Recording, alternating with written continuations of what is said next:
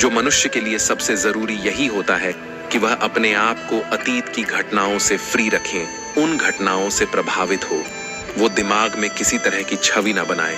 कुछ लोग इस बात पर यह सवाल खड़ा कर सकते हैं कि फिर जीवन के अनुभव किस काम आएंगे, लेकिन समझने की बात यह होती है कि हम जीवन के अनुभवों से भी भ्रमित तरीके से ज्ञान लेते हैं, सही तरीके से उनसे सीख ले ही नहीं पाते।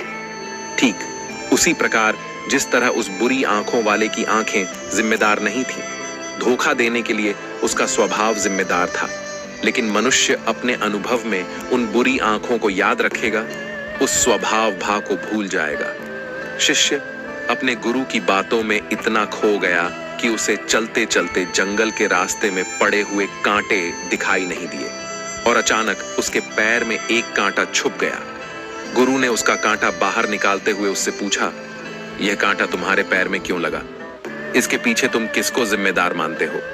गुरु ने कहा कि तुम मुझे भी जिम्मेदार मान सकते हो, क्योंकि मैं तुम्हें एक बातें सुना रहा था। क्या तुम खुद को भी जिम्मेवार मान सकते हो कि तुम मेरी बातों में इतना खो गए कि तुम्हारा पर ध्यान ही नहीं रहा? क्या तुम इन पेड़ों को जिम्मेदार मान सकते हो जिन्होंने यह कांटे इस रास्ते पर बिछा दिए?